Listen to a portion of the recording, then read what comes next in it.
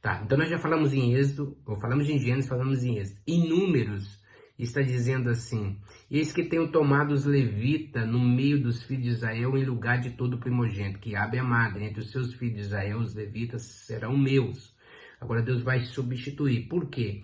Porque nessa caminhada eles foram se desviando, ficou no Egito muito tempo, e quando sai e Moisés sobe no monte, a Bíblia diz que ele fica lá 40 dias. E ele ficando lá 40 dias, muitos pensaram que Moisés não voltaria, né?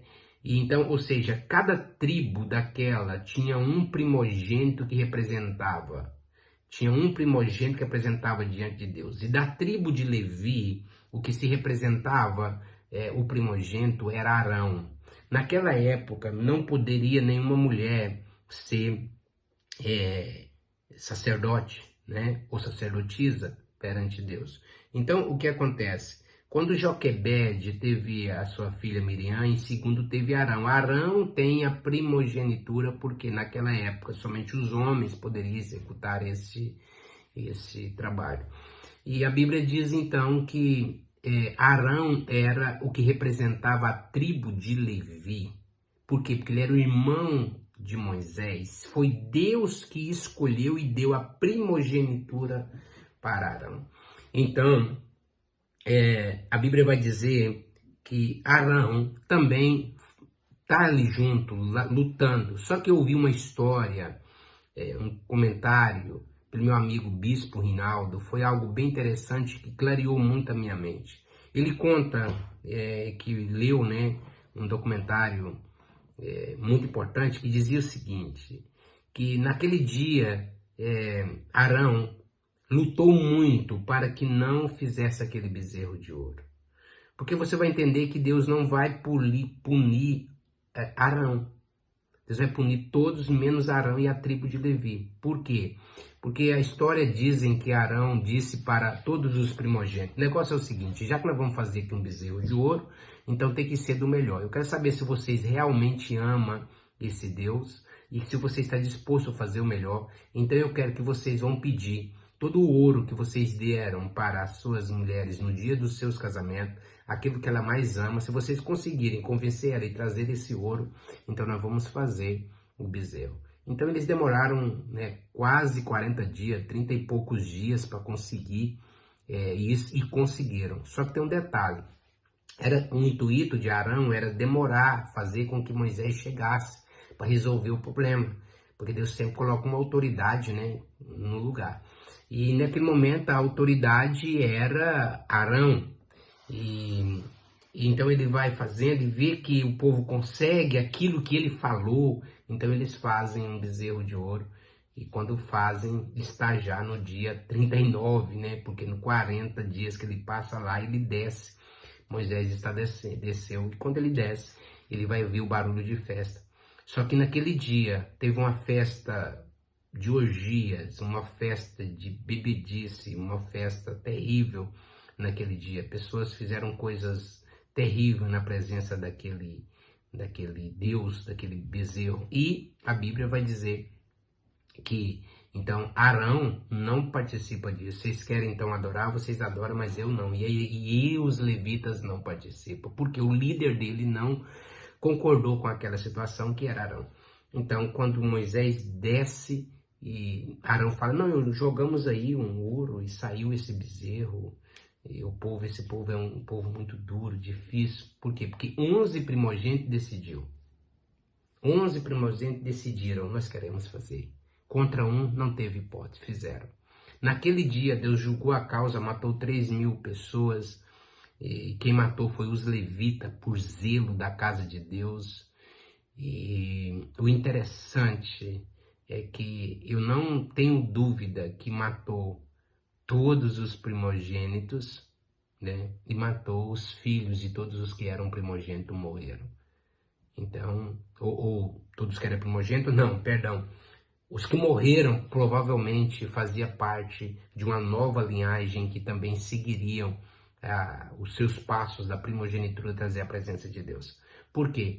Porque quando vai contar, quando vai juntar, eles tinha mais de 22 mil primogênitos vivos. Todos eles estavam destinados às coisas de Deus. E a Bíblia diz que vai trocar. Um por um, um por um, um por um. E os animais primogênitos também trocou um por um. E resgata. Agora todos os levitas, homem, troca por um primogênito. Tá, você é primogênito, então vem cá um levita. E foi trocando, substituindo, resgatando um por um. E agora a tribo de Levi vai ser a tribo sacerdotal. Só que sobrou 276 ou 272 homens, sobraram, né? Pouco mais de 270 sobraram. Esses que sobraram tiveram que trazer 5 shekel, ou 101 gramas de prata, né? Ou equivalente também ao valor de um cordeiro que está em Levítico. Muito bem. Com isso faz o resgate dos primogênitos. E a partir desse momento, você pode nascer primogênito, mas não serve para estar o tempo integral. Você pode estar no tempo integral, mas precisa resgatar a primogenitura, porque foi o mandamento de Deus. E nesse momento, quando Deus disse, resgata todo o primogênito, conta todos os primogênitos, e a Bíblia diz que trocaram, né? E aí pegaram o dinheiro do resgate de todo o primogênito, né? E foi contado de um mês acima, né? Foi contado de um mês para cima. E naquele dia os censos foram 22.273 primogênitos que tinha ali. E trocaram todos eles, e agora nós temos o quê? Nós temos os levitas. E muitos confundiram que levita seria aqueles que estariam cantando. Não, isso é outra história, tá? Então, o que eu percebo aqui é que nós às vezes não lemos as histórias e acaba que nós se perdemos no meio do caminho, né? Então, quando Deus está dizendo Israel é o meu primogênito, por quê? Porque é ele que vai abrir o caminho para a adoração, é eles que vão abrir o caminho para a intercessão, é eles que vão ensinar como adorar. Por isso que Israel é o primogênito, por isso que o modelo é Israel. Se você quer ter sucesso, o modelo é ele. Faça o que Israel faz e você terá bem sucedido, exceto em algumas coisas. Por exemplo, Israel é bem sucedido e não acredita em Jesus. Agora você imagina se você fazer o que eles fazem, ainda acreditando que Jesus te salva? Porque tem 2 mandamentos. Tem o antigo e tem o novo. No antigo vai falar muito de prosperidade, de guerra, de oferta, de resgate, de dízimo. Agora detalhe, tudo aquilo que é primeiro é de Deus, e Deus está dizendo, ele é consagrado a mim. E o que é consagrado é do Senhor. Você só vai entender dízimo no profundo se você entender o resgate do primogênito. Por quê? Porque ele é consagrado, ninguém pode ficar com ele. Quem ficar com ele, se você quiser ficar com o primogênito, você tem que dar um resgate. Se não der um resgate, isso tem que ser morto, está escrito. Está dizendo assim, olha, quando você trazer um animal, um jumento, você precisa resgatar. Se você não resgatar, você quebra o pescoço dele. Mas, se você quer resgatar ele, traga a oferta. Então, é muito simples as pessoas entenderem, mas as pessoas, quando se fala de dinheiro, as pessoas não querem. Por quê? Porque parece que vai doer o bolso. Nós vamos aprender aqui algo muito interessante. Por que as pessoas não resgatam os primogênitos? Então, se você olhar nos textos que eu já li para você, e eu já parei em números, mas deixa eu ler agora também em Deuteronômio. Todo primogênito que nascer das tuas vacas, das tuas ovelhas, macho, santificará o Senhor teu Deus.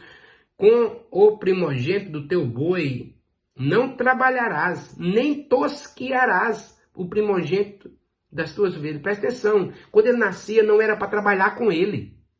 Não era para usufruir dele. Porque o primogênito não era para trabalhar. Eu vou dizer de novo. Por que os primogênitos estão trabalhando e não estão tendo sucesso? Porque tudo que ele trabalhar fora, então, no mínimo teria que ser de Deus. Porque ele é de Deus. Não era para trabalhar com o primogênito do boi. Não era para tosquiar a lã. Não era para tirar leite. Não era para fazer nada. Era do Senhor. Qual que é a diferença do Senhor? Aí os primogênitos estão trabalhando dia após dia, não estão tendo sucesso, porque não fez um resgate de primogenitura. Neemias capítulo 10, versículo 36 está dizendo: e os primogênitos dos nossos filhos, dos nossos gados, como está escrito na lei, que todo primogênito do nosso gado, das nossas ovelhas, traríamos à casa do nosso Senhor, ao sacerdote que ministra ao nosso Deus. Olha por onde ele começa. Tem que trazer o primogênito dos nossos filhos, dos nossos gados, como está escrito, todo primogênito do gado, das ovelhas, ou seja, primeiro, seus filhos são dele, mas pode ser resgatado. Agora vamos lá, eu já falei em vamos em Levítico. Levítico está dizendo, mas o primogênito do animal, por já pertencer ao Senhor, ninguém consagrará. Seja boi, seja gado, mas se for um animal imundo, resgatará segundo a tua avaliação, e sobre ele acrescentará a parte. E se for a quinta parte, se for resgatado, venderá segundo a sua avaliação. Ou seja, você tem um animal aqui e você quer resgatar ele. E para resgatar, ou levava o cordeiro, ou senão eu quero comprar este animal, eu quero ele para mim. Tem que acrescentar um quinto, ou seja, 20% em cima do valor. Em números, tem mais um em números aqui, ó. Mas o primogênito da vaca e o primogênito das ovelhas, da cabra, não resgatará. Santos são. É o mesmo símbolo do dízimo. Você não se resgata dízimo. O sangue expingirá sobre o altar e a gordura queimará em oferta queimada a cheiro suave. Dízimo não se resgata. É de Deus. Você pode fazer o que você quiser. Eu quero ele. Não pode. Assim como é o primogênito. Levíticos está dizendo, em Levítico capítulo 27, 26, tá? Está dizendo o seguinte: mas o primogênito do animal, por já ser do Senhor, ninguém o santificará. Seja boi, seja gado, miúdo do Senhor. Mas se for animal miúdo, resgatará segundo a sua estimação. E sobre ele acrescentará a quinta parte. Se não resgatar, venderá-se-á segundo a sua avaliação. Tá? Olha só. Levítico 27, 26, não, esse já foi o que eu li. Vou ler um texto aqui que você talvez nunca entendeu. Lembra quando os filhos, os amonitas, os moabitas estavam lutando contra Israel, e aí chega um homem, Josafá, e disse assim: tem algum profeta aqui? Ele disse: tem Eliseu, aquele que derrama água na mão de Elias. Lembra disso? A Bíblia diz que então chama Eliseu e Eliseu ora, melhor, dá um comando, e o comando foi: vocês vão cavar buracos dentro dos vales e amanhã vai haver água. Não haverá chuva, não haverá vento, mas haverá água em abundância. Lembra disso? Está em Reis capítulo 3, 2 Reis 3. A Bíblia diz que eles ganharam a guerra, veio os moabitas e eles destruíram tudo, ganharam a guerra. Quando chega na cidade para conquistar o rei, olha o que está dizendo: então tomou seu filho primogênito. Êxodo 3, 27. Então tomou seu filho primogênito que havia de reinar em seu lugar e ofereceu em holocausto sobre o muro, porque houve grande indignação em Israel, por isso se retiraram deles e voltaram para a sua terra. Eles já tinham ganhado a guerra, mas o rei pegou o primogênito, colocou em cima do altar e sacrificou. E quando sacrificou, veio uma indignação tão grande que a Bíblia diz que eles tiveram que se retirar. Por que tiveram que retirar? Por causa do sacrifício de um primogênito. Eu vou concluir essa aula, que foi uma das maiores aulas nossas. Mas você precisava de entender esses textos, para eu entrar agora na prática, tá bom? Mas deixa eu só concluir essa história para você entender. É que o rei chegou até os seus sábios, seus bruxos, e disse: vocês falaram que nós iríamos vencer toda essa guerra. E nós estamos perdendo. Qual é o segredo desse povo? Por que eles vencem tudo? Então o sábio disse: Senhor, o que nós falamos para o Senhor é verdade. Mas o segredo deles está em uma coisa. É que o Deus deles pediu para que o patriarca deles, chamado Abraão, oferecesse o primogênito sobre um altar.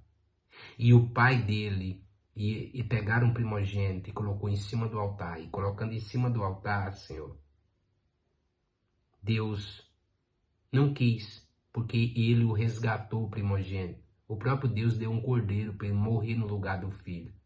Mas dentro do coração do próprio patriarca dele já tinha morrido. Então o próprio patriarca ofereceu o filho. E a partir disso eles nunca mais perderam batalha. Então aquele rei disseram o seguinte: peraí, se ele só se propôs em fazer e só morreu no coração, eles ficaram fortes desse jeito, traga meu filho. Pegaram o filho, colocou em cima do altar e matou o filho e sacrificou aos deuses deles. Como é um princípio de sacrifício, a indignação veio tanta grande naquele lugar que o povo teve que se recuar. Eles usaram um princípio bíblico para Satanás e funcionou. Você já imaginou se você usar um princípio certo para com Deus? Pense sobre isso. Falamos na próxima aula.